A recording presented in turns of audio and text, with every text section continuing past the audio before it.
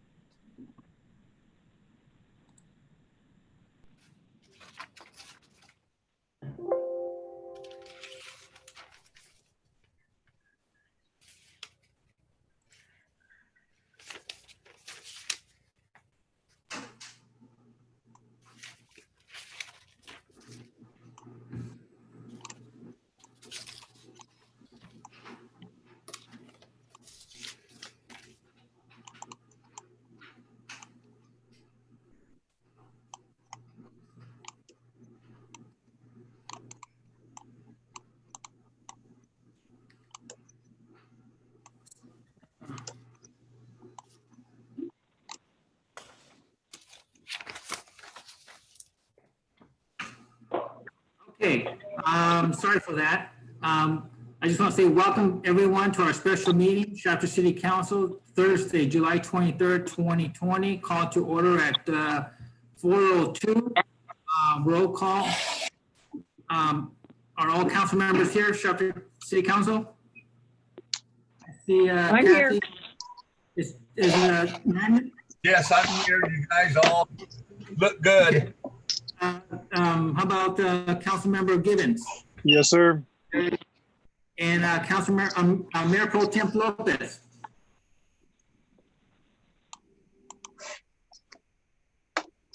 No, he is not on the line. Okay.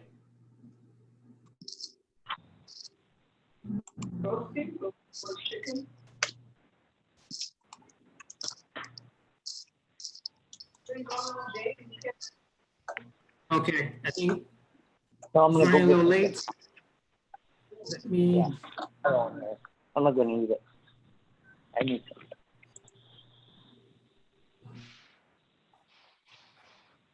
Would you like to do the approval of the agenda, Mayor? I'm sorry? Would you like to do the approval of the agenda? Yes. Okay, can we get a motion to approve the agenda? I so move. Second. We have a motion by Councilmember Kraus, second by Councilmember Givens.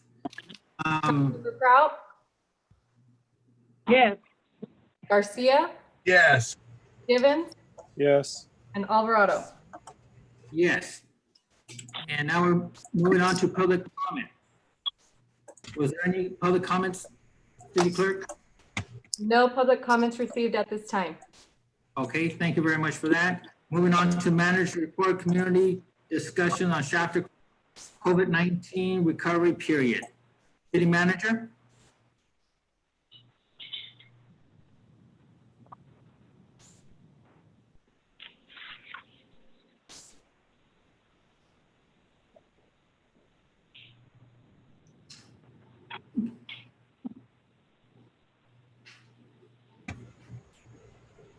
City manager Gonzalez?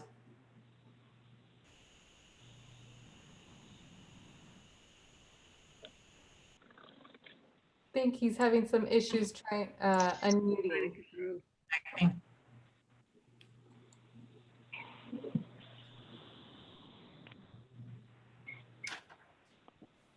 All right, Yasmin, am I on now? Yes, you are. Yes. Okay. Mayor and Council, as I was saying to myself, that on the agenda, it has for each entity to provide an update as to what each one of them have done in response and recovery of the COVID-19 pandemic. So I was saying that if you'd like, we can have each of the entities go around the group, provide an update, and then we can follow up in terms of where we are as the city as well.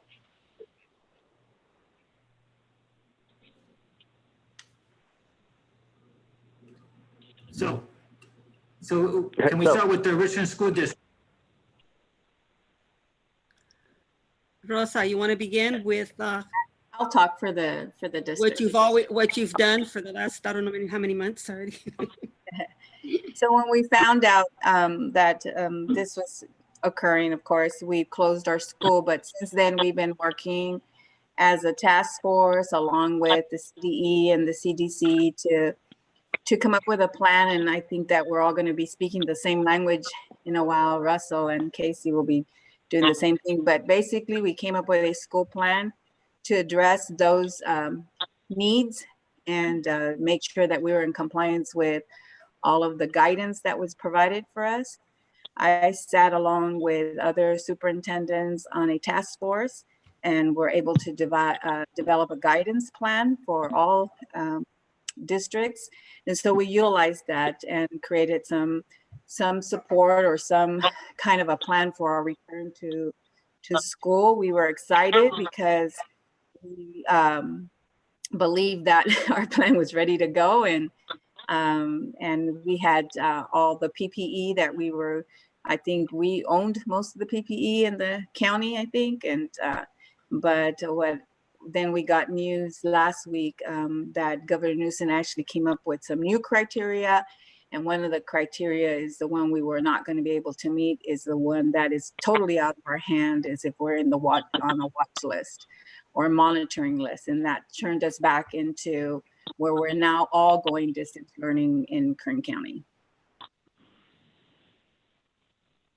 I don't know if Casey or Russell want to add anything to that, but we are definitely ready to start. I think there's been some question as why we're starting early. We were hoping to mitigate some of that learning loss. So we wanted to get the kids in a little bit earlier this year, and that didn't work out for us, of course. But also during the Christmas break, we lose a lot of students to vacation. So looking at our data, we thought that was probably the best bet. We are still hoping to start on August the 6th, and we realized that we have to now have a different, I guess, direction in that we need to train our teachers specifically on Canvas. This is a new platform that we're using, and to prepare our students. Our lessons are really rigorous. Our teachers have continued to work on that, so we've been working with teachers on the curriculum. We're excited about that, and all of that's already ready to go. It's just about training our teachers and then in turn training our students how to access distance learning. So that's where Richland is at.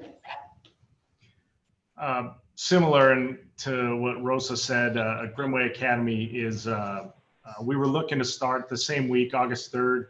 We were hoping to have our students back on campus to the extent it was safe, and had a plan for that before the state last Friday came out with new guidelines. So as many of you know, we're monitoring if we can get off the monitoring list for 14 days. You know, we do have our plan ready to have students back on campus, but there is a waiver possibility, but no one seems to have clarity from the state of how we go about that. But I think to Rosa's point, more than anything else, there's a sense of urgency we have, and I'm sure it's the same at Chapter High School, to mitigate some of the learning loss from the spring and do everything we can to get after it as soon as possible and make sure that what we're delivering on is rigorous, and keeping in mind reaching as many of our students as possible, making sure they have the technology, making sure we're working with parents, trying to support them. This is a challenge for them as well. So yeah, it's we have to be ready to for the unpredictable this year, and so we're all kind of leaning into it a little bit. I agree. All probably quite a bit to talk about. I think if we look back to March, I think there was a lot of unknowns and a lot of things that we didn't anticipate at that time. And I think some of the models that we were using at the time for learning, much of it might have been like student packets or like a Google platform or Google Classroom, and then sort of the gray area, all the hybrids in between it. I think at the time also just to the student affect, that there was a part where, you know, with student engagement as well as a lot of this was new for everybody. And so from that time, as we prepared over the summer, we too are going to be moving full district-wide to the platform. I think to kind of help us feel a little bit better is that Canvas platform. I'm happy that locally we're using it. Of course, Shafter High is using it. That's also the same platform that your current community college district uses, that same platform, as well as some of your UCs. So it's a very common platform. I think when you think vertically, it's kind of a common software language, a common instructional language. But who knows what the future beholds? It is, I agree, it is much more rigorous. It even has engagement time stamped into each lesson. It's got the ebook component. It's got additional resources. And then again, there's been a ton of professional development over the summer with all the teachers just to get them familiar with this as we get ready to open. Us too, as far as logistics and timing, our board took action. Initially, there was a lot of cohorts and models and ABs and ABC cohorts and 2 days a week to 4 days a week to AM, PM. There was all kinds of ideas. At the end of the day, our board took action to also full distance learning. But the only caveat to that is that the board action taken was through the end of first quarter. And at that point, then there's a couple contingencies in place of who knows where we're at that point throughout the county, if we're able to begin to do more in-person live our students, and that would likely be like a hybrid sort of slow working model. But having said that, I think the theme of everything that we've seen lately is we never know. Day to day, things change. And I think at that point, we'll just look and lean on board direction and our superintendency and kind of what's happening with locally through the health department to see if we're able to open back up in a hybrid model at that point. Or if not, mimic what many other districts throughout California have done, where they've already taken action to go all the way through the end of first semester, and some even longer. As far as student supports, we are putting final plans together right now with everything from password deployment to access to orientation to tutorials to additional intervention materials. In other words, pick on me as a parent. I'll have a freshman and a senior at Shafter High this next year, and what do my two boys need to be able to get on, to log on, to access, and also how do they interact live with the teachers? We've ordered a ton of new Chromebooks with the camera ready access, both for our students and throughout the nation. I think everybody's trying to track down Chromebooks, so I know that they're back ordered for months and months, but we do have enough right now that we could deploy out to all of our students. We have a plan for the week right before school starts, which for us is still August 12th, Wednesday the 12th. Prior to that, we'll have a Chromebook deployment.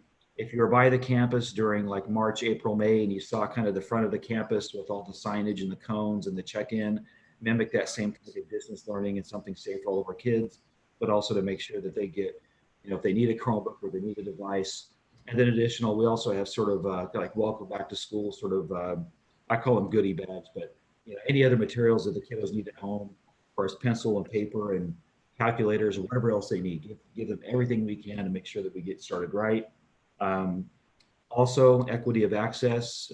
We also have several hotspot devices that we're also able to deploy. So if students maybe don't have access to or limited access to, we'll be able to give all of our kids not just a Chromebook, not just additional materials, but also additional that hotspot that plugs in that gives them internet access. So, and then from there, there's a lot I think that still is unfolding. But yeah, it's a lot of deployment right now to get ready, and a lot of unknowns. And us too, we're kind of we're sort of biting our fingernails right now, getting ready to start. But there's still a lot of things that still need to be ironed out and deployed. But yeah, I kind of gave you all a mouthful and an earful, but that's kind of the Reader's Digest of it. Oh, while I'm here, I know we're talking about academics and academic blueprint, technology and instruction, but you may be aware of CIF took action.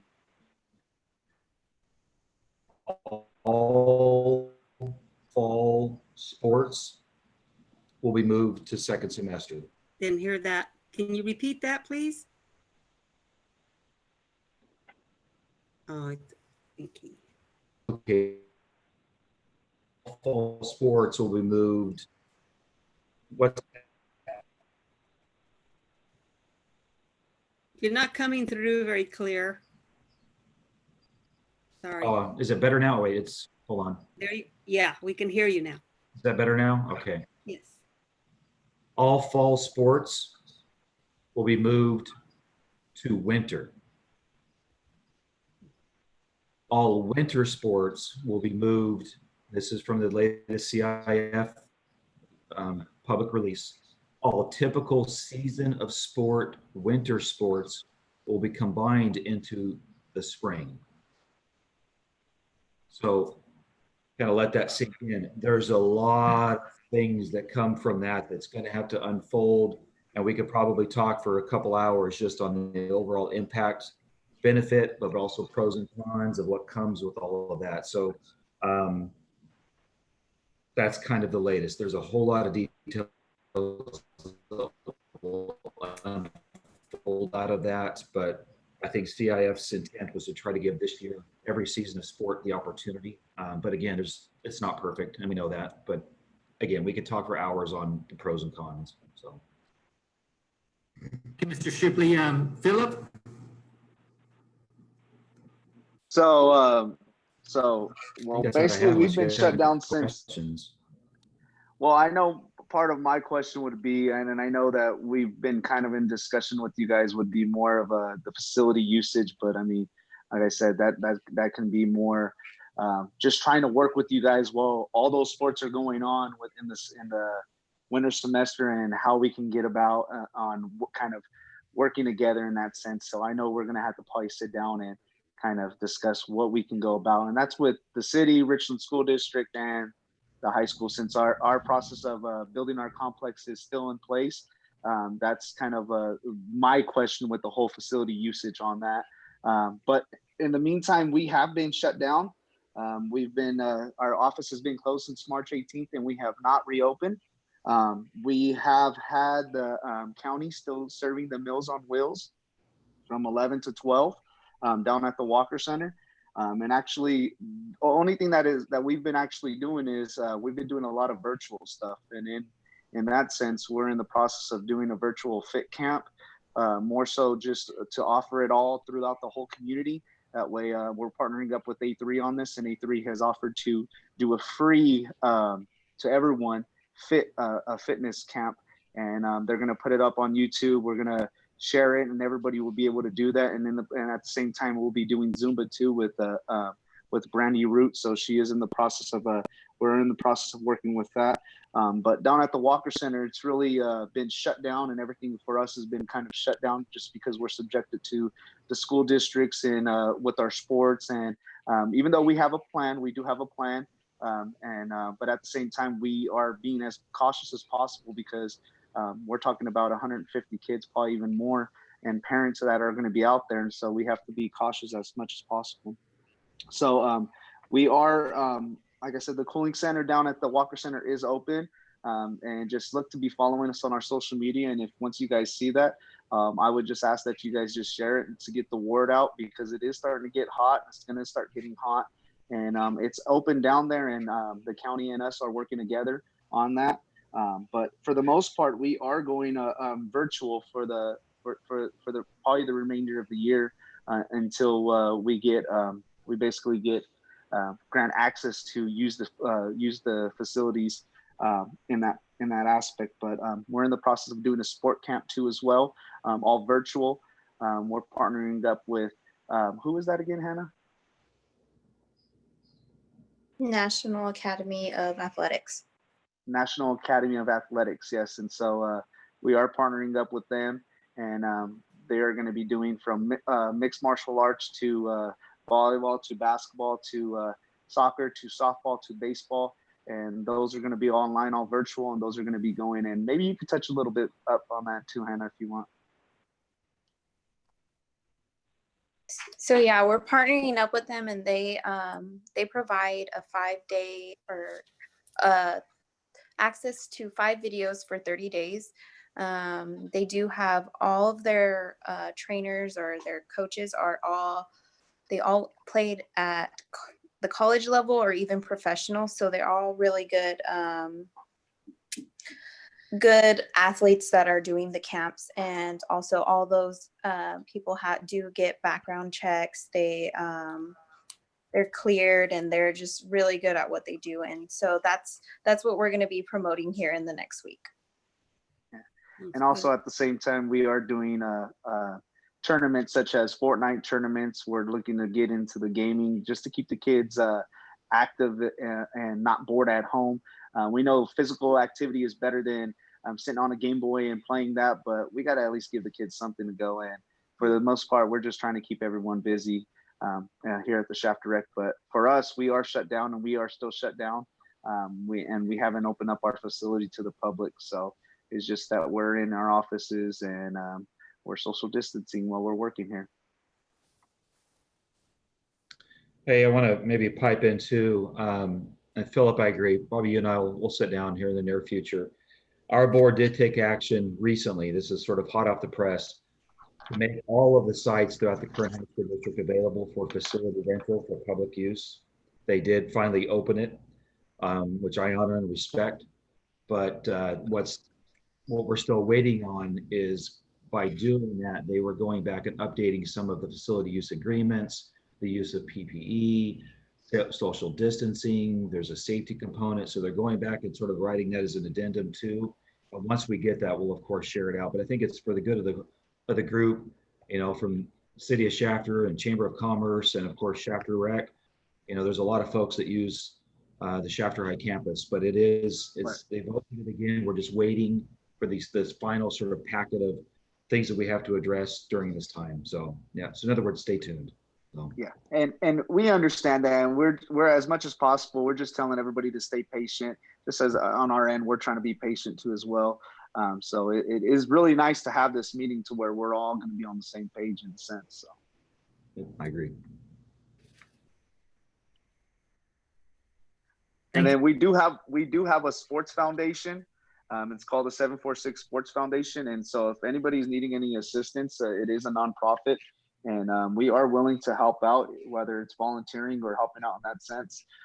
We are willing to help out. So if you guys need anything, just let us know in that sense. Can I add to that real quick? Just a just a comment. If anybody has any suggestions, maybe like other ideas that even if we partnered up, as far as like just ideas to get the kids involved, to continue working together and showing them that our community is still tight knit and that we're trying to work together. So I would appreciate if you guys have any ideas that maybe we can get together on, as far as fundraisers or just even events that we can do, like a virtual, just like the tournament that we have that's coming up. We would appreciate it. All right, thank you very much. And we'll go ahead and move on to the item number 2 and City Mayor? Manager. Yes, sir. If I may, just give an update on behalf of the City of Shafter. Okay. So, like many of you, when the shelter-in-place order was issued by the governor back on March 20th, the city was broken down into 2 different categories, non-essential and essential. The CDC came up with 16 infrastructure critical sectors, and within those 16, the majority of our operation fell under that. So, for example, public works was determined to be a critical sector, corrections, public safety, and our building and planning departments were in the critical sector. The non-essential was our administrative function at City Hall, city manager's office, finance, human resources. And so, like many of you, when the shelter-in-place order was issued, the non-essential functions of the city started working from home. We basically closed down our doors, and we stayed closed until just recently on June 8th, when we reopened our City Hall doors with limited access. But let me just point out that even during the time that we closed down our offices for the non-essential function, we continue to provide customer service to the residents, businesses, and the community in general. We went to electronic means in terms of being able to submit permits. And then the other thing we did was not shut off, consistent with the direction from the governor's office. We did not shut off businesses from utilities as well as residents. And so business was basically normal business as usual while we were closed down. We did reopen June 8th after we came up with a safety protocols for return to work for our employees. Like all of you, the wellness of our employees is paramount. And so we wanted to make sure that we took all safety measures available to us, along with PPE, to make sure that our employees stayed healthy during that as we came back to work. But as you know, the county is back on the watch list, and effective tomorrow, we are planning to shut down again on non-essential functions at City Hall. So our doors will close, but we do have a walk-up window in the alley behind City Hall where residents, customers will still be able to come up and conduct limited business through that window. So we do have some means to continue to provide curbside service, if you will. All other non-essential function employees will begin to telecommute, and we'll go back to providing customer service by electronic means. One of the things that we're able to do while we were shelter in place, of course, we have a budget, and we have to have a balanced budget adopted by the June 30th date. And the city council was very proactive and very realistic in the approach they took. They identified 3 core strategic goals as a city council that they felt were important, and they built a budget around the recovery period of COVID-19, focusing on public safety, supporting businesses in the community, meaning to maintain essential services and service levels, and to, of course, employee wellness. Like many of you, and like we've read, the economic crisis of due to the COVID-19 economic crisis, we will experience we were projecting over $4 million in the loss of revenue in our general fund. That's a pretty significant dollar amount. Our operating budget is approximately $20 million, and we're looking to realize a $4 million plus decrease in our operating budget in the general fund. However, that was a very conservative projection. Now that the economy is basically closing again, I'm of the opinion that the $4 million projected loss of revenue will actually be a larger dollar amount, thus potentially affecting our operation. But the council was very proactive. They were, like I said, very much on point and focused that the budget they adopted would focus in those 3 key areas of public safety, maintaining essential services, and employees. And that's basically what we've done. So come tomorrow, as I said, our doors will be closed, but we'll still be able to provide limited customer service to our residents. With that, Mayor, concludes our update.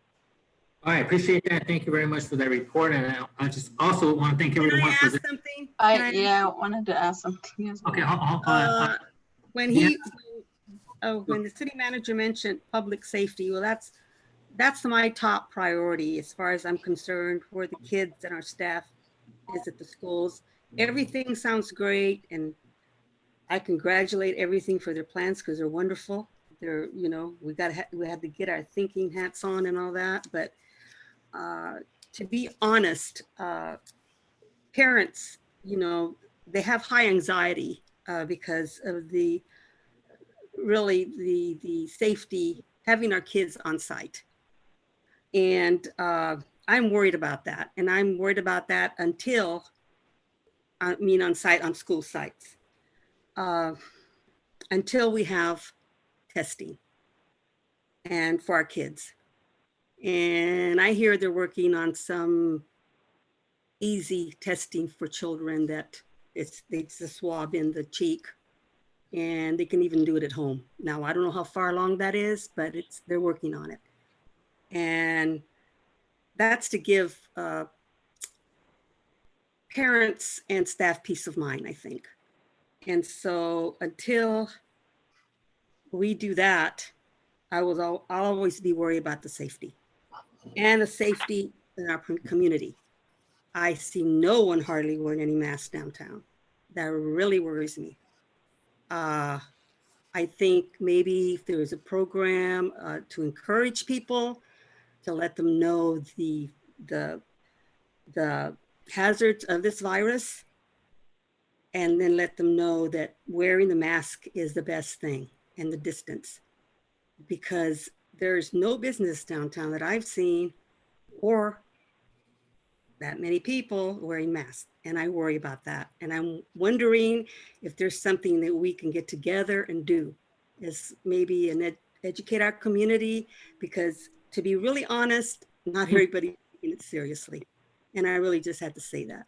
Thank you. And that was going to be part of my question is there going to be something put in place where they're going to require individuals to wear masks while they're out in public? Because I know there's other towns or cities that are requiring, and if they're issuing fines. Yes. I know there's been a spike in cases, positive cases, and I know Shafter was one of them, Wasco, Mount Willow, Rosedale area. So that was my question would be, are you guys looking at putting something in place where people would be required to wear masks out in public?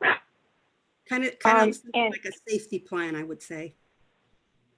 This is Tammy Yes. Criswell, and I'd like to piggyback on those thoughts. It's my understanding, and the city manager or the mayor can correct me if I'm mistaken in this, but I actually called the Kern County Health Department today, and I asked, where does the buck stop with enforcing the mask mandate that's been handed down by the governor? And I was told that it is not the city of Shafter's responsibility, or it doesn't stop with you, to mandate, to enforce that mandate, that we are to call the Kern County Public Health Department. So I said, okay, so if I see a restaurant, if I see a beauty salon open, if I see, a convenience store, nobody's wearing masks, the masks aren't being required, I'm to call the Kern County Public Health Department. I was told yes.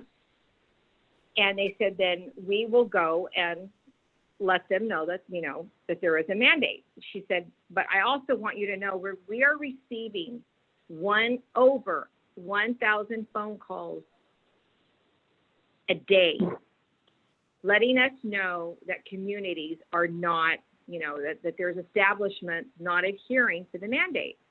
So they're totally overwhelmed and overworked. They do not have the manpower to enforce it. Exactly. Therefore, is there anything that could possibly be done within the city of Shafter to help alleviate that pressure on the Kern County Public Health Department? We do have a compliance officer, and and I'm not saying, issue a fine but an absolute a gentle reminder. This is a mandate by the governor. We want to keep our community safe. These cases are spiking. And, as a school board member, it just saddens me so to know that we've got another year that our kids are going to be struggling to get caught up in their education and get where they need to be academically. And that's just a thought. And so am I correct in the statements that I've made in as far as whose responsibility is to mandate or to see that those policies are carried out? Well, let me say that is a very concerning question. But let me just get back to the agenda here before we start going off. But hold on to that one question. We're not trying to avoid the question, but let's just stick to the agenda, and then we'll definitely get back to it. Okay? Because I just don't want to detour and get into other subjects and open up other doors, and then we'll just forget the agenda. And so let me just come back to this real quick, and I'm gonna have city manager go ahead and do the number 2 on the manager's report, which is for the city of Shafter. City manager. Certainly, Mayor and Council and members of the other entities. There's 4 topics that we wanted to cover with the group in terms of partnership. One of them is a proposed citywide Wi-Fi expansion. So as you may or may not know, the city owns its own fiber optic network that serves businesses, the logistics center, in and around the core area of Shafter, And so recognizing that, as we saw early on when the shelter-in-place order was taken in effect, there was a concern about certain number of our children, school-age children, having access to internet. And the city was able to receive some CARES funding from the county. So as you know, the federal government, as part of the stimulus package, appropriated CARES funding for counties. The Kern County received approximately $157 million in that funding, and the county was very generous to reappropriate $20 million of that to the 11 cities within the county. The pro rata share of that $20 million for Shafter, it may seem like a lot of money, but in totality, it's really not a whole lot. Our appropriation was approximately $700,000 that could be used for safety measures and other like expenditures in response to the COVID-19. So we can't use that for our normal operation costs, but anything related in response to the pandemic, we can apply those monies. So our education manager, David Franz, I know has been, and he'll provide some more detail right now, in conversations, and I know he presented to the Richmond School District about maybe partnering and with a technology that would allow us to provide some additional Wi-Fi, limited access Wi-Fi to our neighborhoods, meaning limited to where they wouldn't be able to stream Netflix or anything like that, but sufficient bandwidth for them to be able to log online and do their homework. So let me have David talk a little bit more in terms of the concept, and then I'll bring back the report, Mayor, to talk about next steps. So David? Sure, thank you.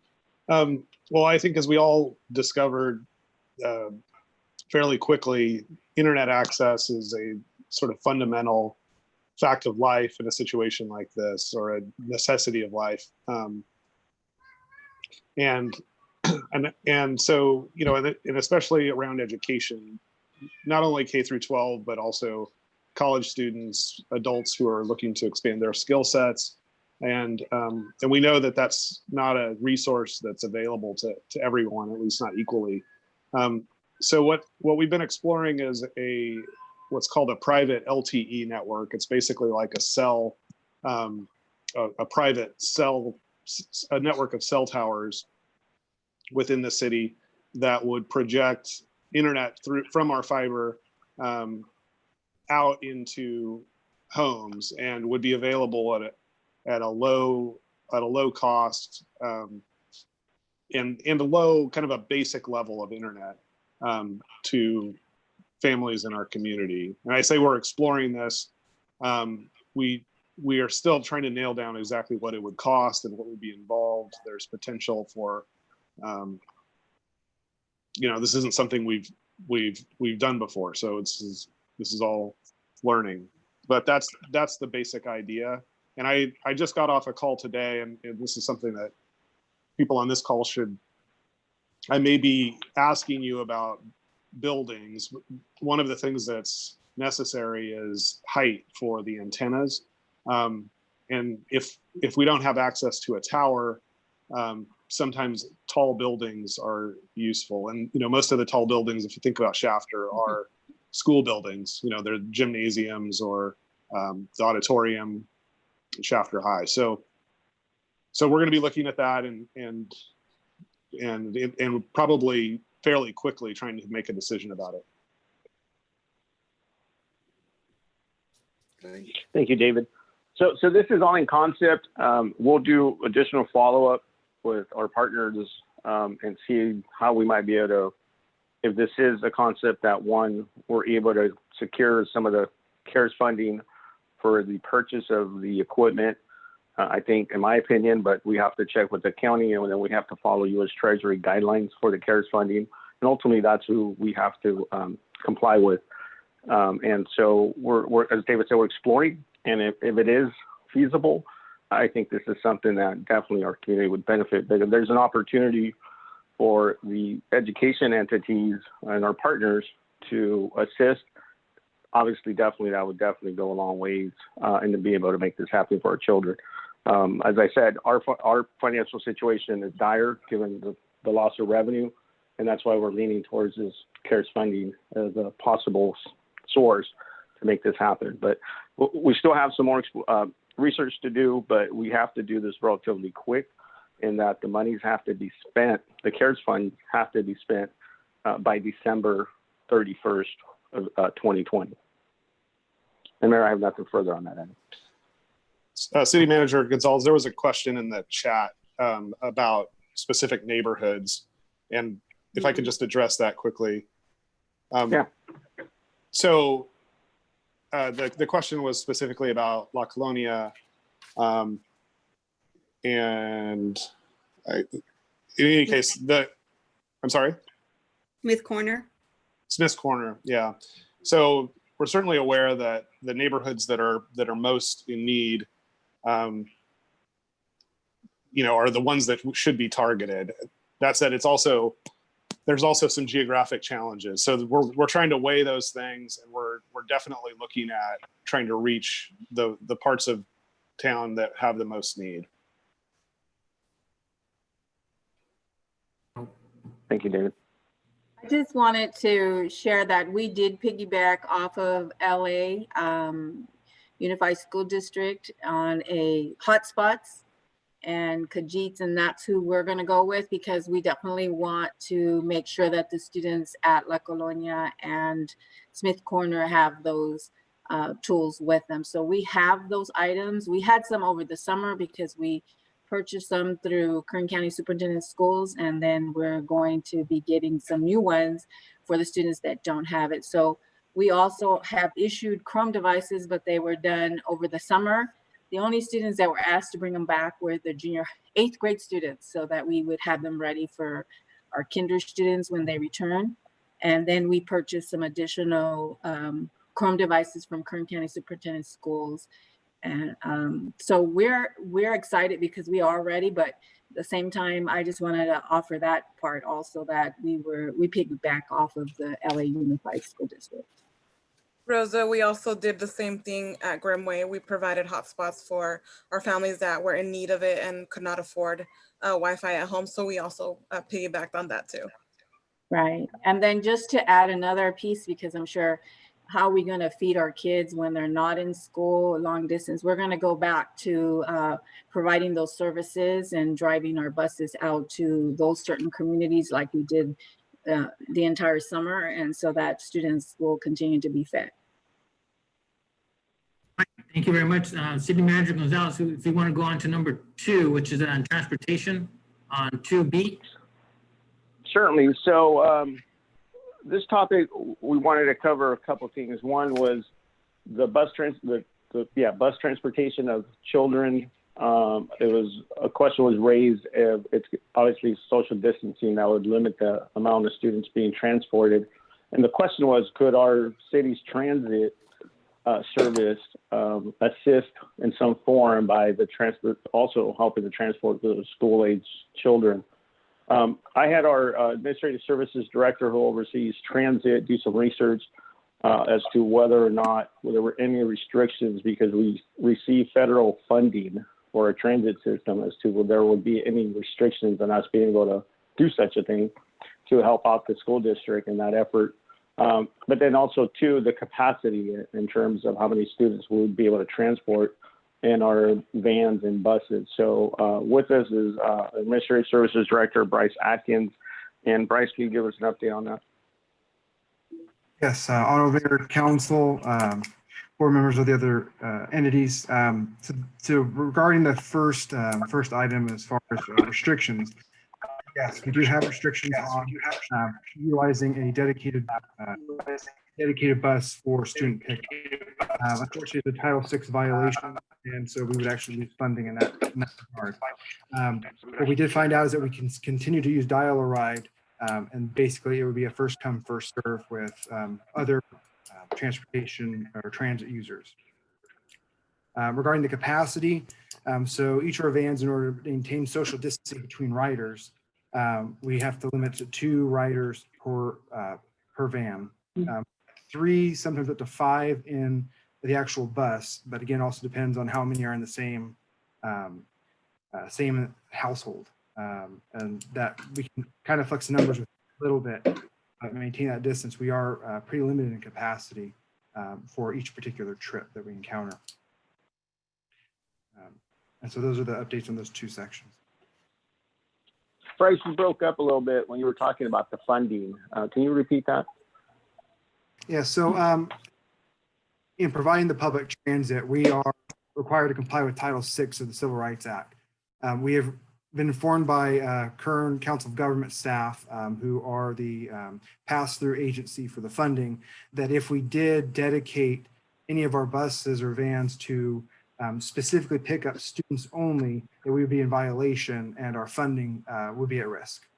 They did mention that we can continue to use dial-a-ride service where it's a first come, first serve, and students can participate in that service. But to dedicate something entirely just for student pickup would be a violation and put the funding at risk. Okay, thank you. So I think, again, it was a worthwhile consideration, but knowing that it puts the city's funding at risk, I think it may not be as feasible. And then, of course, the capacity, transporting less than 10 children probably wouldn't do a whole lot in the scheme of things. The other item we wanted to bring up related to transportation is if transporting of children is going to be limited because of social distancing, the question was, is that going to result in additional vehicular traffic in and around the schools? And so I know that Chief Zimmerman's on the line, as well as our Public Works Director, Mike James.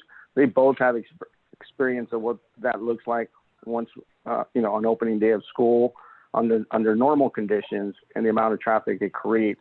So we wanted to get an idea from the schools, the high school in Richland and Grimley, if what you're anticipating that you'll see more traffic perhaps, and then that way, from a public safety and public works in terms of transportation and traffic circulation, we might be able to work with you on how to best address that situation and limit traffic backups in and around the schools. So it's, I guess, more of a question to the school districts and the high school in Grimley of what you're anticipating in terms of any vehicular traffic with children drop off at your schools.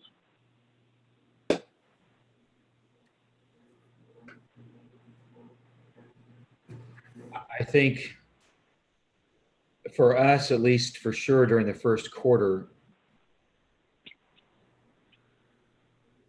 I think you're going to see pretty limited have additional protocol that we have in place for even visitors coming to the campus, back to the PPE and the safety and the social distancing and the whole Raptor check-in. And there's now a whole COVID Raptor checked in. And so I think some of that will be limited, but I hear what you're saying is that once we begin to transition back, whenever that transition happens, I think we're all pretty familiar with Shafter High, and I think a lot of us try to, we know what that campus looks like at 8 o'clock in the morning in Tulare and Mantle. But then again, I know also we as a high school, we will continue to provide transportation, other than those that live within the 2-mile walk boundary.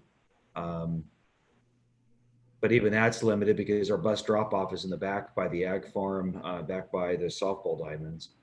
I think in the meantime, I think it's be pretty quiet around the campus. And as far as individual student or personal student need for transportation, I don't know. So what we did is we actually did a mock run of our bus runs. And so we have it down to how many students get on at certain bus stops and which families are going to be able to sit together. So we're able to at sometimes sit up to 18 people on a bus, just because there are some big families.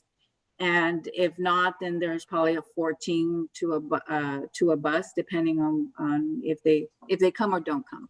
So we actually did that mock run, and we split our students in half so that we could eliminate some of that congestion. So we have half of our students coming on the AA model and the other half coming on the BB model. I don't know what it's going to look like. I am aware of what it does look like since I've been a principal and balleting for quite some time now. But we're hoping to have cut it down. In my recommendation to parents in our return to school plan, I did ask them if they were not happy or not feeling safe, that they definitely have the option to drive their children to school.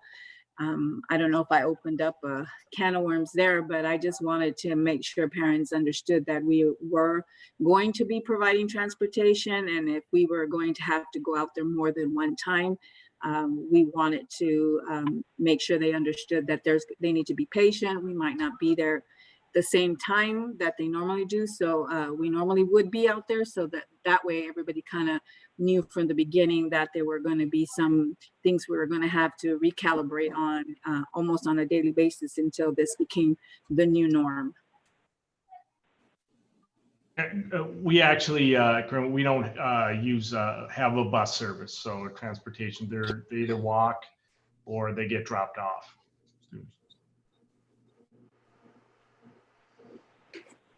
Okay. Well, thank you for those updates. I think it's something that I would like to convey that, as you continue to monitor distant learning versus when you start bringing, the kids back to school, just keep us in mind that as those plans move forward, we'd like to be a partner with you to help mitigate any impacts from increased traffic, vehicular traffic and circulation. All right, City Manager, if you go ahead and go on to 2C, alternative childcare and after-school programs, sir.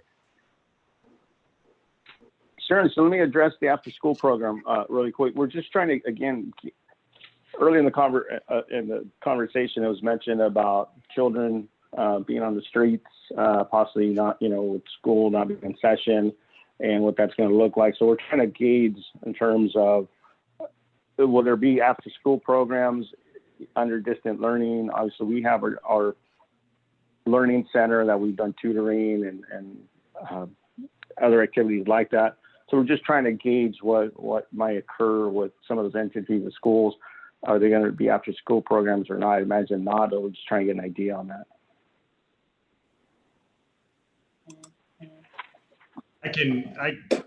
This is a question that we're asked often, our families, and I know I've had conversations with Rosa, and the challenge is for us, absent guidance from the health department about specific programs, at this stage, we can't have students on campus. Now, guidance is likely to come on childcare and child vision, but that's where we're at right now. But this conversation has a lot of tentacles because it's a true challenge for our families, and I'm sure it's the same at all our schools looking for childcare, after-school programs, what's going to be available. But guidance is likely coming on what that looks like, but it's at this stage we haven't been given any, at least that I'm aware of.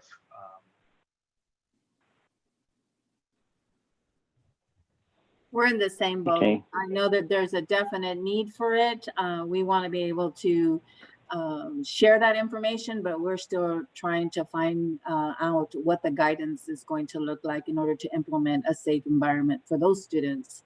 The question is, if they can go to childcare, why can't they come to school? I mean, that's the big question that we're asked in a sense, and we're asking CDE and CDC, how can we be in compliance and provide that service? And we still haven't received guidance.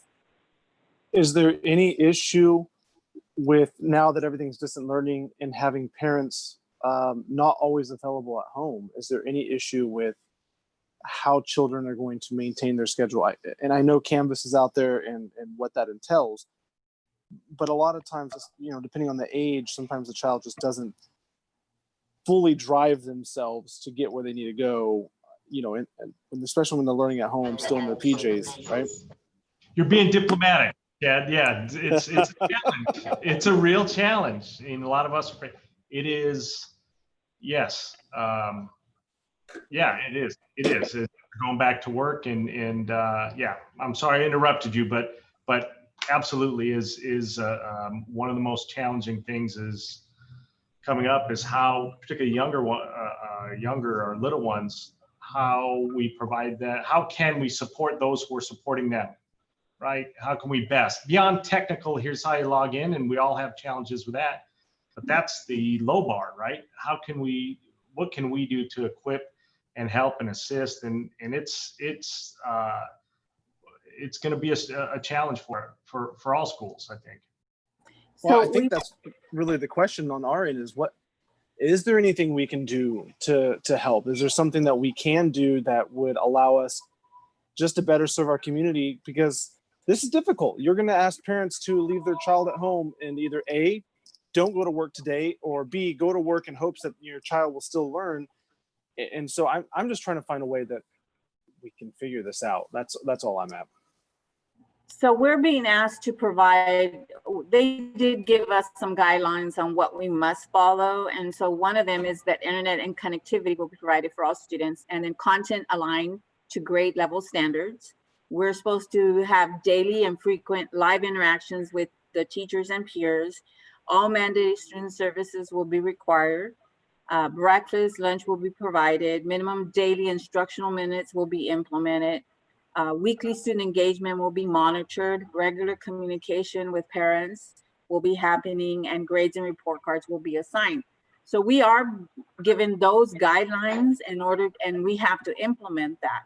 We are, I think the question is, we're asking you, and I know you're saying that rhetorically, you're not asking us specifically, the state is asking us right to do something, and whether we like it or not, we know that the best instruction is in person, of course. So we know that Shafter High is going to provide babysitting for our little ones for sure, because they have all the brothers and sisters at home. We scored. No, I'm playing. There's truth to that, unfortunately. Yeah, that's the reality of it. Junior high kids, I'm sure, participate in the babysitting as well. So parents are unfortunately, parents have to work. That's the reason why we're in the economy that we're at, because parents have stayed home, but now they have to go back to work. The clients that we have as parents, a lot of our parents are field workers, and they have to continue to work. So we're going to be as supportive as we can for them as well. You said that, and it's very true when we understand our demographics locally, because we're talking about distant learning in one of the busiest seasons that we typically have every year. And so that the work is going to be available, and it just makes it that much more difficult to manage that. And so I think you nailed it on the head. I don't think there's a silver bullet answer to any of this. And I'm hoping that's what the goal would be for today is maybe there is something that we can work together with. You mentioned something even about lunches.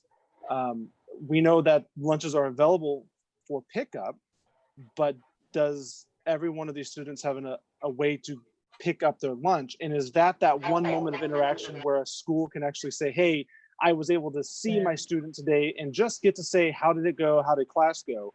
And is that something that, kind of going back on the last management report we had, is that something that even we can assist with maybe we're not moving students in and out, but maybe we're assisting with some of this lunch going in and out and still getting some type of touch, not physical touch, but an interaction with one of the students? I think Chad's an important point. Now, I'll give you a direct answer to the question of how can we help. If we can, as a community, figure out childcare for those little ones whose parents, and a lot of them have to go back to work. I mean, we're looking at the end of July, a lot of benefits out, and it is going to be a struggle for a lot of our parents to not have to go back to work. And frankly, no one's really cracked that code, and so the state hasn't really stepped up with funding across the board. There's some targeted pieces, but if we could come up with something that can adhere to health department guidelines that can help these parents with childcare and child supervision, as we have to keep children off site. Or we only have the capacity, and I'm only speaking for our school, there's a ceiling for how many we can have on campus in one space and distance them, right? And so that is something that would be a huge benefit, I think, to all families at whatever school they go to, is for the little ones, if there is no other way and the parents have to go to school, instead of leaving them with older sibling that might be a year or two older, and if there is a place where they can go and we can figure out how to navigate the state health compliance. I think that, Chad, that's the question. I'm only speaking for us. That's a question we get all the time from our parents, is how, what do I do if I have to go to work? And I wish we had a better answer than, it's hard, and I wish I had a better answer. But we're working and trying to figure out around the margins of the health department guidelines. But that would be a huge help, I know, for a lot of families. Oh, yeah. Well, thank you very much for that information and sharing. I know it's already about an hour already into the meeting. We're going to just try to push this just a little bit more, because I don't want to keep everybody here longer than necessary on this meeting. We're going to go, City Manager, if we could go ahead and touch a little bit on 2D, potential option of potential closure of this county library. So, Mayor and Council, I'm going to have our Education Manager, David Kranz, provide an update on this really quick to provide background. So, David, you want to talk on the background on this item really quick? Sure. So the background to this is in June, late June, the county approved a budget for this fiscal year that cut the library budget by about 22%. In response to that, the director of libraries announced that when the libraries reopen after the COVID restrictions are released, only 8 branches would be reopened of the 24, and Shafter was not included in that list. Since then, the budget is not, they've altered they're going to amend the budget, and the library is expected to get more money. And the library director indicated to me that they would be opening 3 more branches in all likelihood, but with no guarantee that Shafter would be among them. So that's really the background. City Manager Gonzalez, did you want to take it from here, or would you like me to continue? Yeah, so let me provide comment real quick, and then you can take it from David. So we believe that as a partnership, a united collaborative partnership, we have a better case to make before the Board of Supervisors. The city's received in recent days correspondence from some of our residents that are really supportive and strong proponents of of the education program, the library, and they see the importance to our children. And they are basically posed the question to the city, saying, "Hey, city, you've always been in a very well financial position. You should consider taking over the library." But as I just said in my opening comments regarding our budget situation, yes, the city's been fiduciary responsible, maintaining healthy reserves. But our budget just alone this year, like I said, we're projecting over $4 million. We're in a very uncertain event in terms of we don't know what the economy is going to do. As I said earlier, our projection is that $4 million is going to creep up to 4.5, possibly even 5 million. So I don't believe it would be responsible of the city from a policy level to take on a new operation at a time that our financial position is uncertain. So we've come up with a strategy that we like to propose, and I'll have David present that again, working together, collaborating in a collaborative manner. We have a strong partnership with all of you. I think we can make a strong case. Not anywhere else are you going to find a model like we have with the Shafter Learning Center and the partnerships we have with each of you. And I think that in itself gives us a very compelling case to make before the Board of Supervisors for them to continue to keep our library open. So David, go ahead. Sure, thank you. Yeah, so I think part of the story here is that the Shafter branch of the library has been a real bright spot in the county. And so this isn't just about us, whining wanting the county to take care of us because it's us. It's saying that we have a strong argument to make, and I can share with all of you more information that supports that. But really, what is going to matter over the next couple of weeks, 3 weeks, while this decision is being made, is the voices of individuals in the community, but also our institutional partners who are invested in children. And the library really does serve children. It's about 75% of the books checked out are children's books. So, the concern and the risk here is that the library closes and budgets don't get better for the next couple of years. It could be a permanent closure. And I think that would just be a huge loss for our community. So what we're really hoping for is for a commitment from you all to help us raise this issue and inform our elected officials about the importance of the library to Shafter.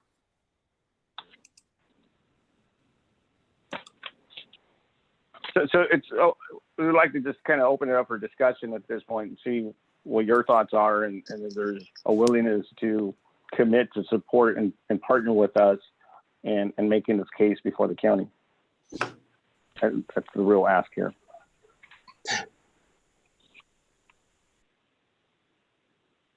So I'm going to go ahead. I think it's very important to partner in this and make the case to the county. I know I will call them personally and talk to them, and we need to encourage others to do the same, because I think it's like Mr. France says, it's very important for our kids in the community. And I'm willing to do whatever it takes to promote that. Thank you. What are the other branches that are open, that are going to stay open? Do you know off the top of your head, David?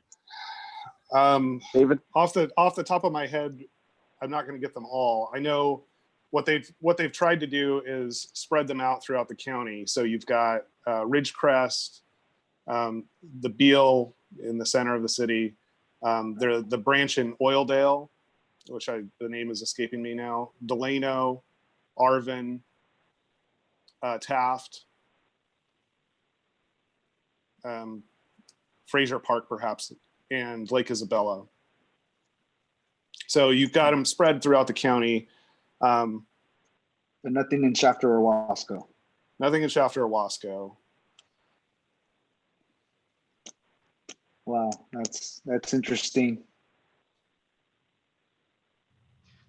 David, the short answer is anything absolutely we could do to support, give us direction and point us in the right direction. And one of the things that is unique about Shafter is the dedication, the municipal dedication to education. That library plays an important role. So whatever we can do, absolutely, and just let us know. Okay, thank you. Yes, please let me know too as well. Okay. Thank you, everyone, for that support. Mayor, before we hand off to Richland, I'd like to ask your permission to go back to the first part of 2C, alternative childcare. And Okay. This was actually an item that Councilmember Givens and I have briefly discussed. He can better articulate it. So if I can, Councilmember Givens, can you provide some background on that? So ultimately, I know this is a struggle for the schools. I realize that. I've had some conversations with a couple of you guys about it, and I know it doesn't really matter the grade level anymore. It is a struggle, and I think it's something we've got to figure out collectively. What can we do to resolve this? I don't know. I think I said it earlier, and I don't believe that's what's going to happen today. However, I do believe that it would benefit us as a whole if we can create Gabriel, if we can create like an ad hoc committee, I think that would be beneficial here, which would allow us to get a little bit more in depth with this single subject. And I think between RSD and Grimway and Shafter High, and right now we're not even talking about Maple, but Maple's a part of that, and I know some students go to Rio, so I don't know what the extent is we want to talk about it, but it wouldn't hurt for us to get an ad hoc committee set up just so we can go a little more in depth with this and see what are our options, what resources do we have available, who can help, what kind of creative genes can we get flowing through here, the creative juices, if you will. So just throwing that out there to you and asking some of the school districts, is this something you would be interested in pursuing a little bit deeper? And if so, would you be interested in creating an ad hoc group with us so we can just take this a little bit further? Again, I really believe this helps with the, obviously the childcare issue, it helps with that. But it helps with some of the other items that we have on this list as well, whether it be for transportation or whether it be for things like Wi-Fi issues and getting to understand if that child is actually able to get on and learn and doing what they need to do. And, again, we have that interaction where we can work with them. So just throwing that out there to the rest of the groups.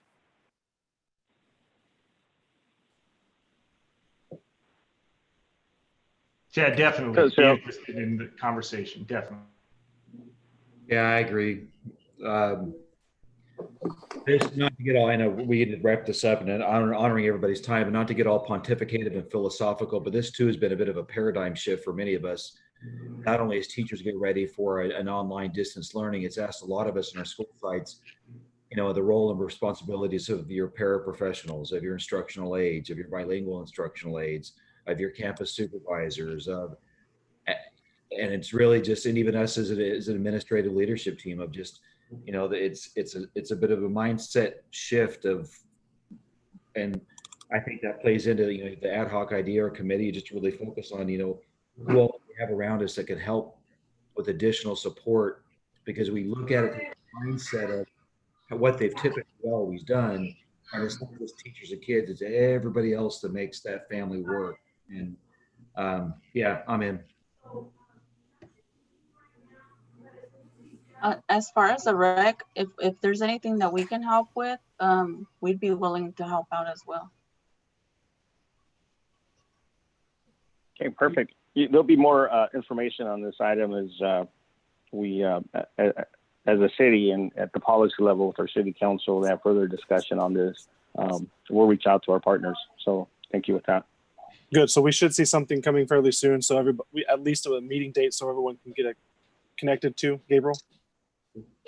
Well, in terms of the council ad hoc committee, as you know, Councilmember Givens and Mayor Council, I'll need to agendize that item at the August 18th meeting for that council action to take place.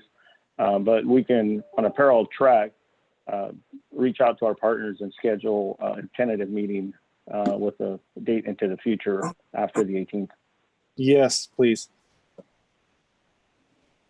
All right, thank you. Thanks for that. We're going to go ahead and move on to the number 3, which is the Richmond School District. Rosa, would you like to share a little bit on 3A, following state mandates? Is that me or you, Rosa? You can go ahead, Russell. Okay. Actually, Rosa, you're on. Gilbert. You're next. Gilbert. Yes. I'm sorry to interrupt, but I froze there for a while and I didn't get that ad hoc committee. I'd like to be a part of that. If you already, completed that, I didn't hear a word of it. I'm sorry. Rosa will be getting in contact with her trustees and create that. Okay. Okay. Thank you. Thank you. Okay. So Rosa, would you go ahead and just give us an update on that? I guess I'm the update as far as following the mandates. Is that what you're asking me to? Yeah, following the state mandates. Yes, just a brief. You might have already just shared some already, but maybe just a recap. Yeah, we're going to continue to absolutely follow the mandates, because if we don't, we're going to be sanctioned. Money will be taken away from us. So that's the big thing. We don't want more funding to be taken away. We are definitely going to be deficit spending. this year because of COVID, although we're getting money from the federal and the state, as far as we know. We still, in order to prepare and have our staff and students safe, we are having to expend a little more than what we thought we would have to. So we continue to do that.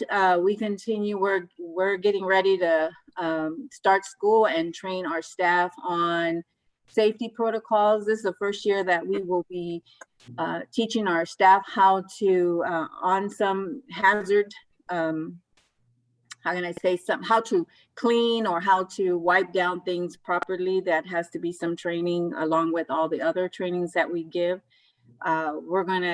We've continued to purchase masks. Kern County Superintendent School has been done a great job of getting us masks at low prices. And then we've been in contact with other PPEs and vendors, and they've also provided some really great deals. We got the facial mask for all our staff, K through our TK all the way to 8th grade, and with adults also. So everybody has masks, everybody has facial covering as far as shields. We're just looking at all the best buys that we can get and also what we can get on time when school starts. We have the whole month of August through September to kind of work out the kinks to see if something's not working for us. We are, SB 98 was really driving the decision for return to school. But since now the governor has placed distance learning, I don't know where SB 98 stands at this point. But we continue to follow all mandates. Like we said, I ordered some posters and they should have been put up today, I hope, in regards to help the community know how to prevent COVID-19. So we're just kind of really trying to get everybody on board, the community as well. And we've put signs up all over the school sites to remind staff not to congregate or to do all of the preventative measures that they need to follow. So absolutely, we're going to continue to follow the mandates and the guidance that we are given on a daily basis. All right, thank you for that update. Also, Rosa, on the agenda here showed the compliance and compliance follow-up and community testing and tracing. Do you have that on the agenda? Do you have agenda, Rosa? I don't have it right here in front of me, but I can give you this kind of a similar update on what the latest is. As far as compliance and mandates that we're being held to, I think similar to what Rosa mentioned, we have a little bit of time between now and basically end of September, October, if we do go back to some type of cohort or hybrid model of, returning back to school. But in the meantime, if you walk the campus of Shafter High right now, if you walk in the front double doors, you'll see the plexiglass that's there by the front receptionist desk. You'll see other sort of public areas that have the plexi set up. We have also, as we prepare, for some of you that may not know, we pretty much a lot of the high school campuses would share a health clerk or a health professional. And so that health nurse, now we're actually will have a dedicated health nurse dedicated just for Shafter High. And with that, we also have dedicated areas just for that nurse. So they're by themselves, they're not in a shared space, as well as we also need to have a dedicated space for students that through the safety and the guidance and whatever mandates that we're currently under, whatever time that is, whatever it is, wherever we're at, that we have areas dedicated to where we can safely take care of those students if they meet or don't meet a set of criteria that we need to make parent contact just in case. Like I mentioned earlier, there is kind of the Raptor sign on. So those of you that visit the campus and like a lot of the other campuses, Richland and the surrounding schools that have that check-in system, now they've added an additional sort of COVID check-in that has that parameter check of, safety protocol. And then of course the safety distancing throughout the campus. They're installing the hand wash stations, additional hand sanitizer, even in some sort of shared spaces, like if you think of like the coach's office or upstairs in the PE office, they've had to basically almost cubicle those areas because typically those PE teachers have a shared space that they work in between periods in the locker room. So you see a lot of the safety gear going into there. Similar to what Rosa mentioned, there's also a a Canvas platform and some other things we're working on where it's more of just student education, student information, proper protocol, procedures, safety, and it's that student education part to kind of help them, better themselves. I think that's it. Thank you, Mr. Shipley. And Greenway is just the mandate question and compliance and the testing and tracing. Yeah, similar. I don't want to repeat. I mean, we're subject to the same Department of Health guidelines when it comes to distancing, masks, etc. Stations for hand cleaning and plexiglass in public spaces. When we've had a few of our employees at our school sites test positive, we have engaged and worked with the county Department of Health to do our own contact tracing to determine who they came into close contact with, which is 6 feet of distance for 15 minutes and start working backwards. And I think it's going to become the new normal for all of us that, absent a vaccine or a treatment, when we do have people on campus or get back with students, we're going to have to get really good at making sure that everyone distances 6 feet and for 15 minutes. And if someone does, and statistically it's likely that someone will test positive when they're back, we've had them on our sites working backwards and trying to identify. The better we are at managing our own behaviors and staying distance, which is hard. In education, it's a human interaction.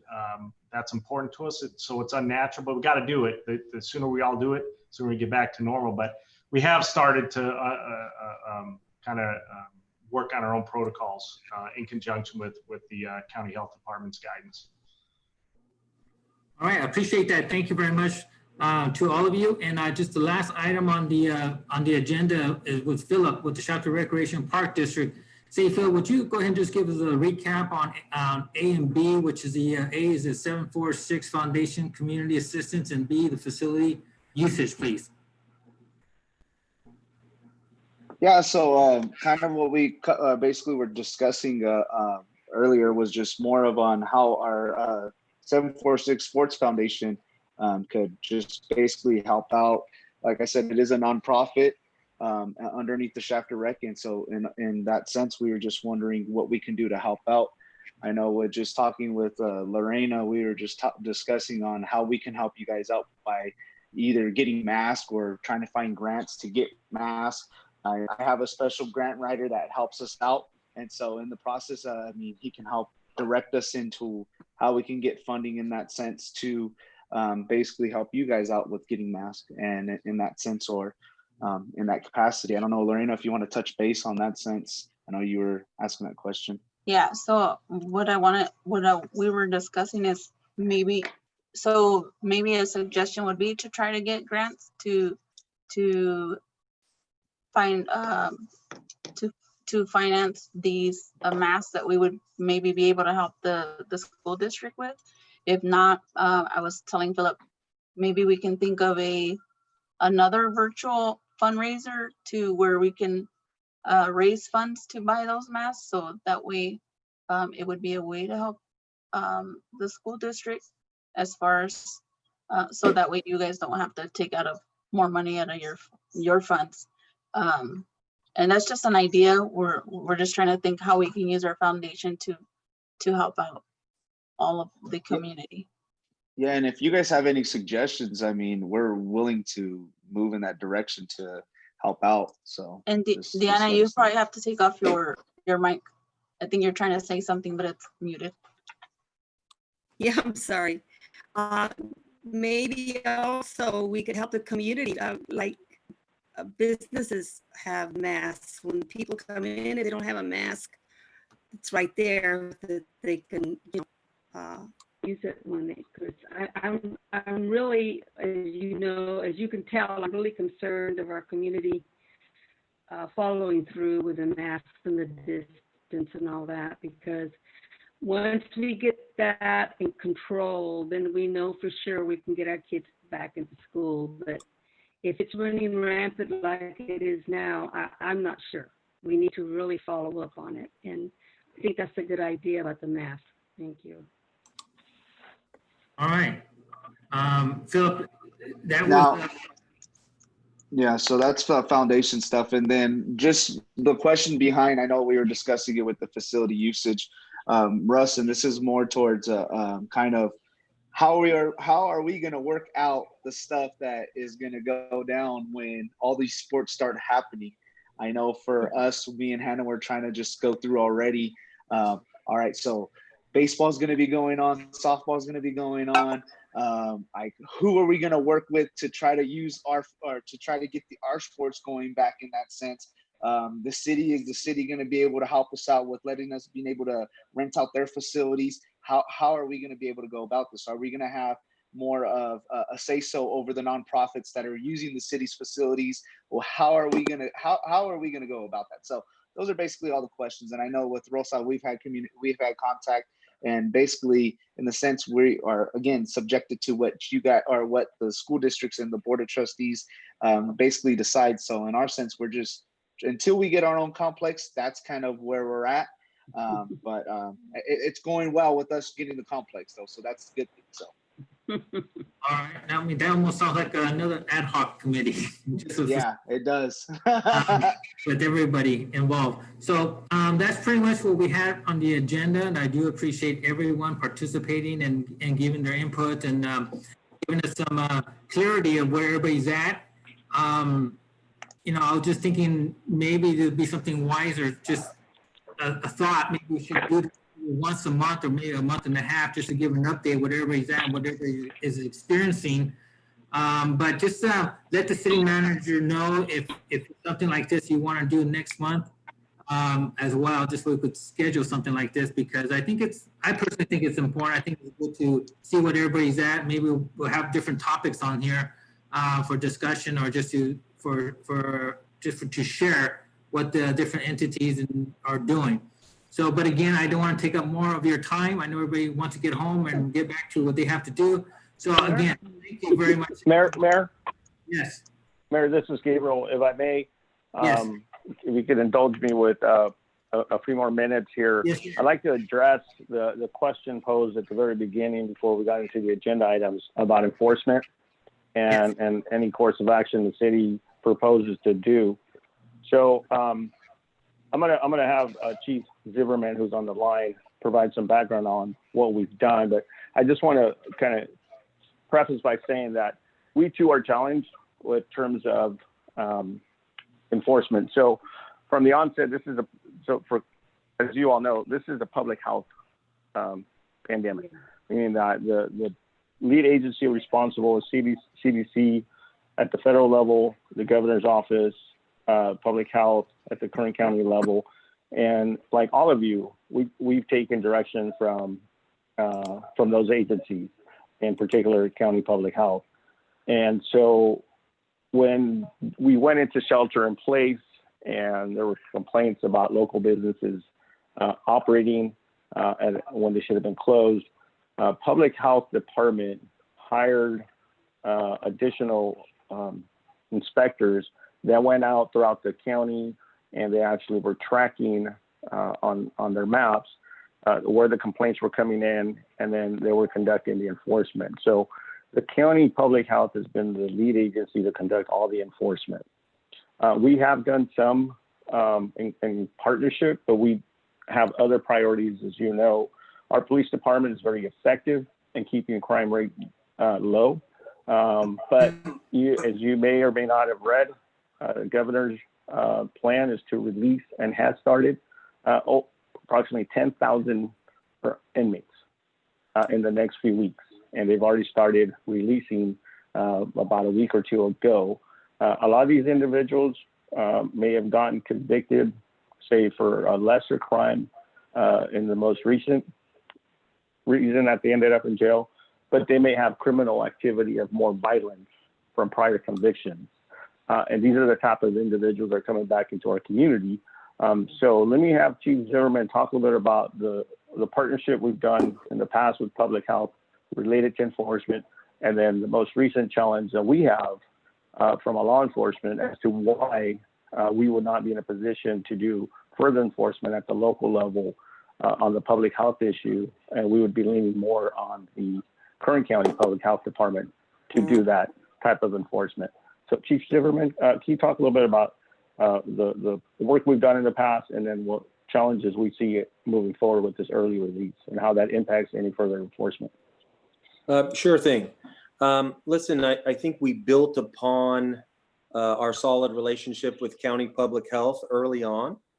We worked together during the initial stages of the crisis to reach out to local businesses. So what we did was we capitalized on our existing relationships with those that were reported as violating social distance and not wearing PPEs. And we made some phone calls. And I'm pretty proud to say that I didn't have one instance of a local business or entity not cooperating. In Bakersfield and some of the surrounding areas, that wasn't the case.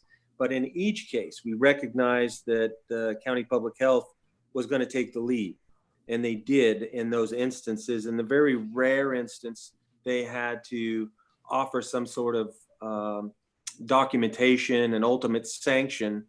It was always the county entity, but we did work with them. So in other words, if there was a report of one of our restaurants that weren't adhering to the social distancing or PPEs or in dining in or what have you, sometimes I would just call the manager or the owner, and based on our previous relationships, there wasn't one time that they were not receptive. So we were really lucky in Shafter, and I think that's largely due to things like this. You know, these communication efforts to communicate are very important.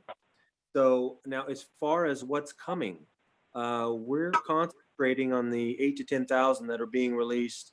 They've already started their release process. Here's the challenge with COVID-19. Our probation and parole mechanisms are modified. They can't really go and do the level of checks that they normally or once could. So your local police department is going to take up the mantle on a limited basis to ensure that we don't lose any momentum regarding the safety of our community.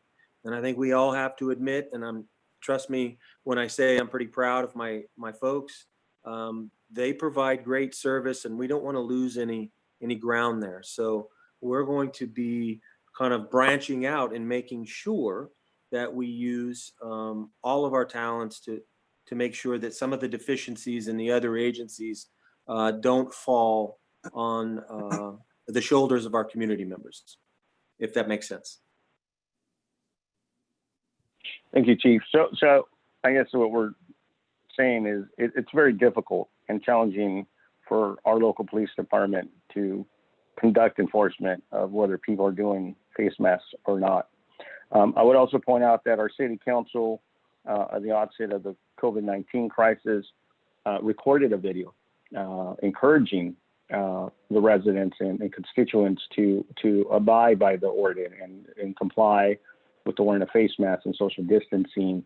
And so, you know, as a city, I believe that we've been active in helping the Kern County Public Health Department with this public health pandemic.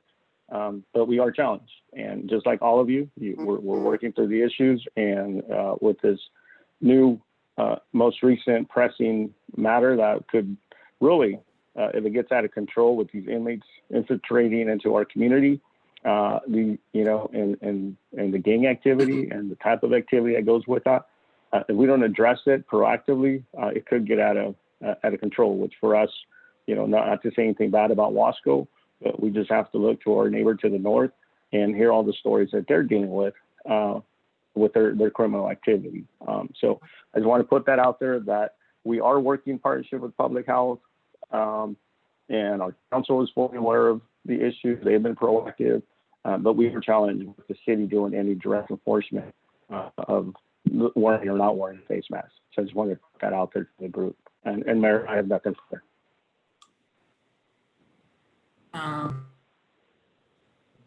Thank you for that. Thank you for that report. Thank you, Chief Zimmerman. Now I was just thinking here, just real quick, as maybe our next month, if we decide to do this again next month, and having somebody from the county health department also on the line, maybe that could be something, a meeting, just having to do with issues related to health, in the sense of where the county health department could answer and clear the air with some of the concerns that we may have. But it's just a thought. But thank you again. I want to respect your time, and I just don't want to keep you here longer than necessary. But again, thank you everyone for your time, for participating. And we'll go ahead and adjourn with this meeting. And yes, do we need to have a motion to adjourn? Yes, please. Can I get a motion, please? I'll motion. I move we adjourn. Oh, sorry, I'll motion to adjourn. Okay, we have, I think it has to come from the city. So Oh. we have a motion. Sorry. Motion from Prout, second from Givens. All right, all in favor? Aye. All right, thank you again, everybody. Take care and be safe. Thank you.